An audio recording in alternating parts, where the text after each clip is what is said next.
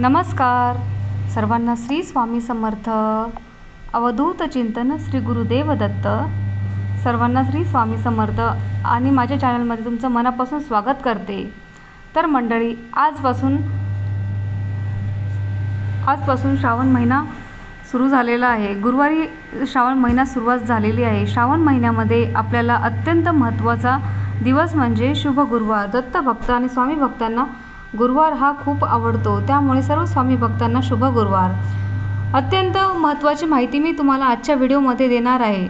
बघा, आज आपल्या गुरूंचा वार असल्यामुळं आपल्या श्रावण महिन्याची जर सुरुवात झाली, पण येणारे भरपूर असे पुढे सणवार आहेत, व्रत वैकल्य आहे, ज्यांची सुरुवातसुद्धा गुरुवारीच होणार आहे. त्यामुळे 2026मध्ये खरं तर जे काही हे वर्ष आहे, तर आपलं 1 जानेवारीसुद्धा गुरुवारी सुरुवात झालेली आहे. स्वामींच्या वारामुळे सुरुवात झालेली आहे. हे वर्ष पूर्ण आपलं स्वामीमयच असणार आहे.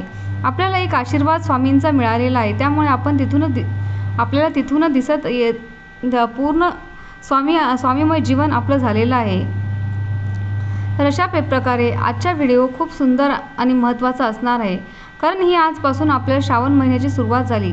आता श्रावण महिन्यामध्ये काही महत्त्वाचे व्रत वैकल्य करायचे असतात. श्रावण सोमवारची, जसे की भगवान शंकराची सेवा म्हणजे देवादिदेव महादेव आणि आपल्या जगाचे पालनकर्ता आहेत, जे काही आई आहेत, वडील आहेत, सर्व काही आहेत, आपण त्यांना पार्वती माता म्हणतो.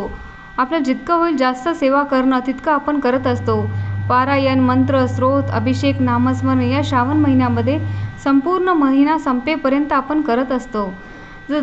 आता जर मी तुम्हाला तर माहीतच असेल, पण सर्वात महत्त्वाचं म्हणजे श्रावण महिना म्हणतात भगवान शंकरांना, महादेवांना अर्पित आहे. त्याच पद्धतीने भगवान शंकरांना ही एक गोष्ट खूप जास्त प्रिय आहे की आपण वर्षभरातून कधी शंकराची सेवा करू शकत नाही, पण आपण श्रावण महिन्यामध्ये अत्यंत मनोभावे आपण सेवा करत असतो.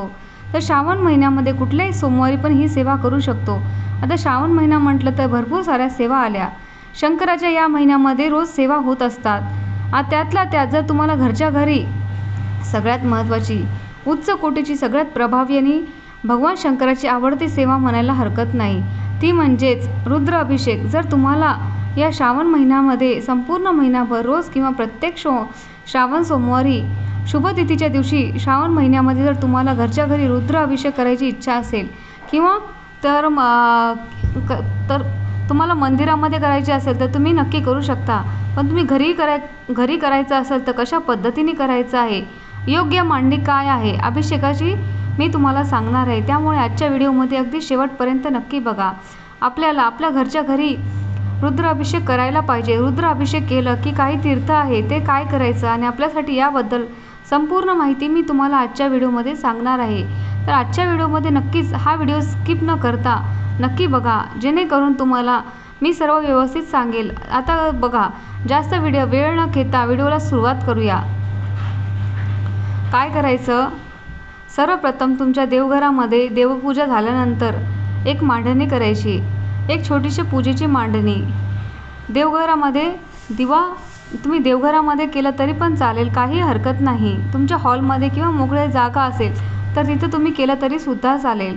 महादेवाची पूजा, सोमवारची मांडणी, ज्याला आपण रुद्र अभिषेक करायचा आहे, ज्या वेळेस आपण करायचं आहे त्यावेळेस सुरू करू शकणार आहे. त्यामुळे तुम्हाला काय करायचं, ज्यावेळेस जागेवर तुम्ही पूजा मांडणी करणार आहे ती जागा स्वच्छ करून घ्यायची, गोमूत्र वगैरे टाकून स्वच्छ करायची, तिथे स्वास्तिक काढायचं, हळदी कुंकू अर्पण करायचं. त्यानंतर तुम्हाला एक चौरंग पाट घ्यायचा आहे, हळदी कुंकू अर्पण करायचं आहे. त्यानंतर तुम्हाला एक त्याच्यावरती एक वस्त्र अर्पण करायचं. एखादा छोटासा रुमाल अंतरलं तरीही चालेल, काही हरकत नाही. आणि नंतर तुम्हाला जे वस्त्र घेणार आहात ते पांढरं घेतल्यानंतर ते तुम्हाला तिथे तुपाचा दिवा लावायचा आणि तेलाचा दिवा लावायचा. तो दिवा तुम्हाला प्रज्वलित करून घ्यायचा आहे. एक ताम्हण आणि एक गळती लागणार आहे.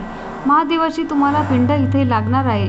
आता आपल्या प्रत्येकाला देवघरामध्ये महादेवाची पिंड प्रत्येकाच्या घरामध्ये असते, पण जर नसेल तर या श्रावण महिन्यातील पर्वावर तुम्ही नक्की घेऊ शकता. तर बघा मैत्रिणींनो, आपल्या प्रत्येकाला अभिषेकासाठी, रुद्र अभिषेकासाठी आपल्याला रुद्रयंत्रसुद्धा लागणार आहे. हे खूप महत्त्वपूर्ण आहे. मी यांच्यावरती व्हिडिओसुद्धा केलेला आहे. बघा, रुद्रयंत्र जर पाहिजे असेल तर नक्कीच आपल्याला स्वामी समर्थ केंद्रामध्ये जाऊन तुम्ही तिथे घेऊ शकणार आहेत. सिद्ध केलेलं रुद्रयंत्र आपल्या केंद्रामध्ये मिळते. आणि जर तुम्हाला नसेल मुळे कुठे जवळपास केंद्र, तर कॉन्टॅक्ट नंबर डिस्क्रिप्शन बॉक्समध्ये सुद्धा मी देईन तुम्हाला. आता आपल्या घरामध्ये रुद्रयंत्र असावं असं म्हणतात. रुद्रयंत्र जर आपल्या देवघरात स्थापित असेल तर वेळच्या वेळी त्याच्यावर सेवा होत असेल तर मंत्र, स्तोत्र, अभिषेक असा आशीर्वाद दिलेला आहे. परमपूज्य गुरु माऊलींनी ही आपल्याला सेवा दिलेली आहे. त्यामुळे देवघरामध्ये आपल्या रुद्रयंत्र असणं महत्त्वाचं आहे. कारण काय की कुठल्याही गंभीर आजारांना, घरामधल्या व्यक्तीला गंभीर आजार झाला असेल किंवा त्या ICUची पायरी चढावी लागत असेल तर त्यांना आपण हे रुद्र तीर्थ आपण देऊ शकतो. कारण काय होतं की कधीही कुठलाही दिवस सांगून येत नाही, त्यासाठी दवाखान्याची पायरी आपल्याला लागू नये म्हणून आपल्या घरामध्ये, देवघरामध्ये रुद्रयंत्र स्थापित करावं. आता हे झालं. आता बघू आता पुढं काय करायचं. रुद्र अभिषेक आपल्याला कसा करायचा. रुद्र अभिषेक करताना सर्वप्रथम काय करायचं, आपल्याला आपल्या घरामध्ये देवपूजा घरातली करून घेणार आहे. ज्या दिवशी आपल्याला रुद्र अभिषेक करायचा आहे त्या दिवशी देवघरामध्ये महादेवाची पिंड आपल्या देवघरामध्ये जर असतेच, त्यांच्यावरती आपल्याला पंचामृताने अभिषेक करायचा आहे. पंचामृताने तुम्ही अभिषेक करू शकता, ते करून घ्यायचं. पण रुद्र अभिषेक करताना फक्त पहिलं पाण्याचा वापर करायचा आहे. नंतर स्वच्छ पाण्याचं करायचं, कारण रुद्र अभिषेक करताना भरपूर मंत्र पठण सारे करावे लागतात. यासाठी स्वच्छ पाणी असं लागणार आहे. आपलं छान असं तांब्यात ते भरून घ्यायचं आणि तेवढं पाणी आपल्याला लागणार आहे. त्यामुळे ते स्वच्छ पाणी इच्छा असेल की मला महादेवाच्या पिंडीवरती पंचामृताने, दुधाने, दह्याने आपल्याला अभिषेक करायचा आहे. जर तुमची नक्कीच इच्छा, देवपूजा करताना ज्यावेळेस स्नान घालतो देवी देवतांनी या पद्धतीनेच आपल्याला करायला पाहिजे. महादेवाच्या पिंडीला सुद्धा आपण ते 5 पळ्या पाणी टाकायचं. 5 पळ्या पाणी पंचामृताने टाकायचं.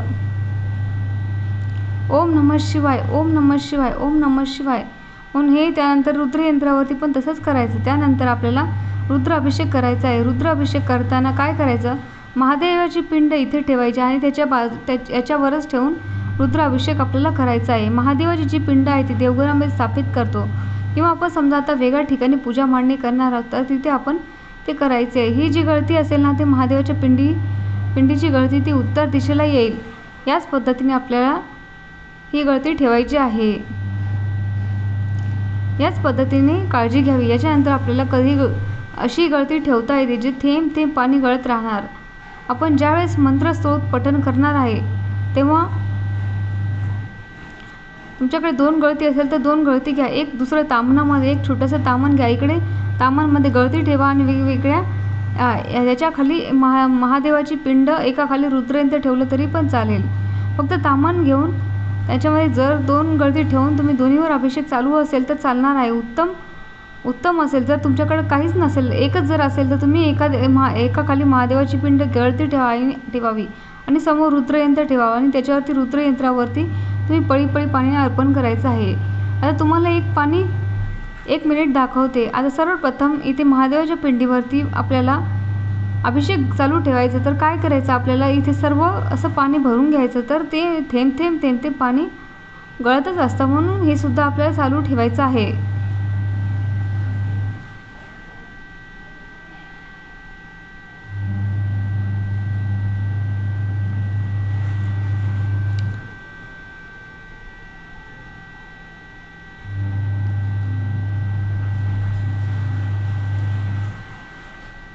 रुद्रयंत्रावरती पळी पाणी आपल्याला घ्यायचं. इथे सुद्धा अर्पण करायचं. जमलं तर दोघांना सुद्धा आपण अर्पण करू शकता. जर घरामध्ये अजून कोणी असेल आणि एकाने मंत्रस्रोत पठण केलं आणि एकाने पाणी अर्पण केलं तरी सुद्धा चालू शकतं, काही हरकत नाही. जर जमत नसेल तर आपण काय करायचं, एकीकडे गळती ठेवायची, एकीकडं मंत्र पठण करायचं. एकाने अभिषेकाकडे लक्ष द्या, एकाने पाण्याकडे लक्ष दिलं पाहिजे. जमत असेल तर नक्की असं करू शकता. सावकाशपणे वेळ काढून दिवसभरामध्ये तुम्ही कधीही रुद्र अभिषेक करू शकता. असं काही नाही की सकाळीच पाहिजे, संध्याकाळीच पाहिजे, असं काही नाही. हा नियम नाही आहे. मी शांतपणे रुद्र अभिषेक करू शकते. टायमिंगला तुम्ही रुद्र अभिषेक करावा, या गोष्टी लक्षात घ्या. आता इथे थेंब थेंब पाणी गळत आहे बघा. इथे आपल्याला रुद्र अभिषेक करायचा आहे. आता सर्वप्रथम शिवाच्या पूजेला सर्वश्रेष्ठ मानला जातो, म्हणून या महिन्यामध्ये प्रत्येक सोमवारी शिवमुहूर्त देखील वाहिली जाते. आता महिनाभर आपल्याला श्रावण महिना संपूर्ण रोज रुद्राभिषेक केला तर त्याचे अनेक पटीने फळ आपल्याला मिळत असतं. त्यामुळे निराहार व्रत एक व्रत आहे, मौन व्रत आहे, संपूर्ण कर्पूर होम, दान धर्म सतत केले जातात. म्हणून सांगतात की श्रावण महिना हा भगवान शंकराच्या महादेवाच्या सेवेसाठी अतिउत्तम महिना आहे. त्यामुळे रुद्राभिषेक करताना आपल्याला कुठले मंत्रस्तोत पठण करायचे आहेत ते सुद्धा तुम्हाला सांगते. आता रुद्राभिषेक करताना परमपूज्य गुरुमाऊलीच्या आदेशानुसार अभिषेक करताना आपल्याला यांच्यावरती सर्वप्रथम स्वामी स्तवन घ्यायचं, स्वामीची प्रार्थना घ्यायची, एक माळ जप घ्यायचा, हात जोडून स्वामींना प्रार्थना करायची आणि नंतर आपल्याला गणपती अथर्वशीर्ष घ्यायचं, पठण करायचं आहे, फलश्रुती सहित पठण करावं, रामरक्षा पठण करावी. हात जोडून आपल्याला फलश्रुती, महामृत्युंजय मंत्र आणि 24 वेळा रुद्र गायत्री मंत्र, 11 वेळा महामृत्युंजय मंत्र, 11 वेळा आपल्याला पंचप्रणव महामृत्युंजय मंत्र असे आपल्याला पठण करायचं आहे. संजीवनी मंत्र सुद्धा आपल्याला पठण करायचं आहे. शिवमहिमन मराठीमध्ये किंवा संस्कृतमध्ये जर असेल तर तुम्ही ते सुद्धा म्हणू शकता. त्यामुळे कुठलं तरी एक पठण करायचं आहे. शिवकवच आपल्याला पठण करायचं आहे. एक वेळेस पठण करावं की अनेक वेळा पठण करावं हे समजत नाही, पण त्यावेळेस एक वेळेस शिवकवच, श्री सूक्तम, पुरुष सूक्तम आणि महामृत्युंजय कवच आणि दीर्घायुष्य महामृत्युंजय स्तुती पठण सुद्धा करायचे आहे. आपल्याला हे सर्व करायचं आणि हे सगळं मंत्र पठण झाल्यानंतर आता आपल्याला समजा हे पूर्ण तामन भरून आपण काय करायचं, ही गळती आपण इथूनच उचलून घ्यायची. आता गळती उचलून घेतल्यानंतर आपल्याला काय करायचं आहे, बाजूला स्वच्छ ठेवून घ्यायचे. बाजूला स्वच्छ ठेवल्यानंतर तामन जे आहे ते पुन्हा भरून घ्यायचं आहे आणि जो अभिषेक केलेला आहे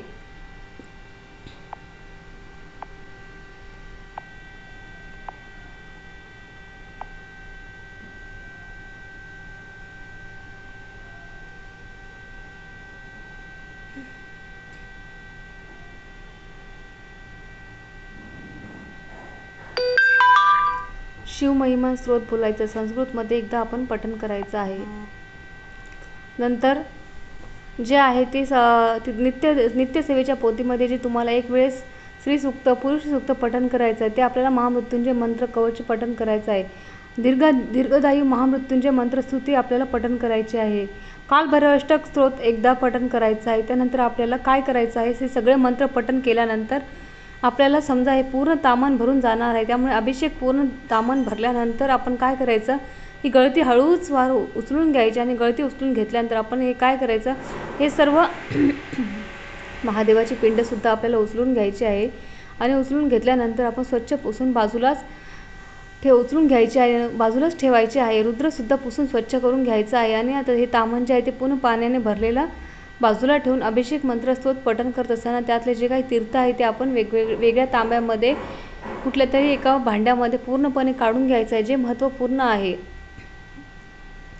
रुद्र अभिषेकाचं तीर्थ का महत्त्वाचं आहे तर बघा, हे तीर्थ काय काय काम करतं ते तुम्हाला समोर सांगते. तर बाजूला काढून घ्यायचं आणि बाजूला काढून घेतल्यानंतर आपल्याला तामन स्वच्छ पुसून घ्यायचं आहे. त्यानंतर परत इथे ठेवायचं आणि ते परत आपलं काम करायचं. परत महादेवाची पिंड पुसून ठेवलेली आहे तिथे ठेवायची. रुद्रयंत्रसुद्धा बाजूलाच समोरच ठेवायचं आहे आणि आपल्याला त्यानंतर काय करायचं की आपल्याला माहीत आहे की आपल्याला महादेवांना भस्म खूप प्रिय आहे. त्यामुळे आपल्याला महादेवाला भस्म 3 बोटांनी लावायचं आणि पंचोपचार पुन्हा पूजा करायची आहे. ओम नमः शिवाय, ओम नमः शिवाय हे मंत्र पठण करत असताना नामस्मरण करत राहायचं. ओम नमः शिवाय, ओम नमः शिवाय, ओम नमः शिवाय, ओम नमः शिवाय असे आपल्याला लावून द्यायचं आहे. 2-3 बोट साईडने सुद्धा लावून घ्यायचं आणि ते उरलेले जे असे 3 बोट असतात ते आपल्या कपाळी ओढून घ्यायचे. असं ते आपल्याला करायचं आहे. जर तुम्हाला तुमच्याकडे अष्टगंध असेल तर अष्टगंध सुद्धा वापरू शकता. महादेवांना अष्टगंध अर्पण करायचं. त्यानंतर तुम्ही जी हळदी कुंकू असेल तर हळदी कुंकू अर्पण करायचं आहे आणि नंतर आपल्याकडे थोडासा अक्षता वगैरे असतील, अखंड अक्षता असतील तर ते अर्पण करायचे आहेत. नंतर आपल्याला थोड्याशा बेलपत्र ते संपूर्ण असावं, तुटलेलं नसावं, चिरलेलं नसावं, खराब झालेलं नसावं, म्हणून घाण खराब सडलेलं असतं ते पान असलेलं स्वच्छ असावं, म्हणून बेलपत्र ते बाजारातून आणल्यानंतर स्वच्छ धुवून करून आपल्याला बेलपत्र अर्पण करायचे आहे. बेलपत्र अर्पण करताना 108 बेलपत्र जर मिळाली तर ती तुम्हाला 108 नावंसुद्धा बोलावी लागेल. 108 नामावलीचे पठण करून महादेवाच्या पिंडीवरती आपल्याला हे अर्पण करायचं आहे.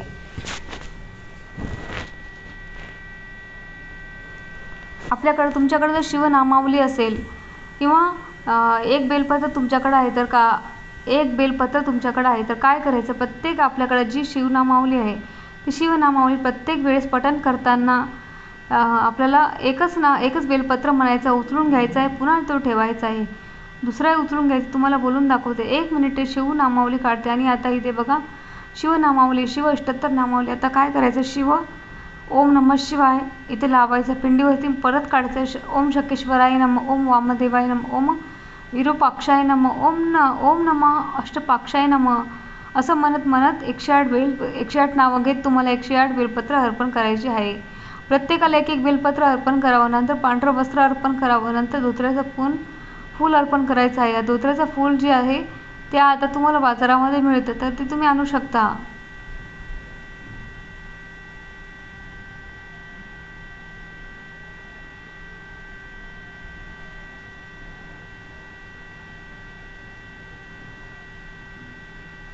हे केल्यानंतर आता हे झालं आपला रुद्राभिषेक.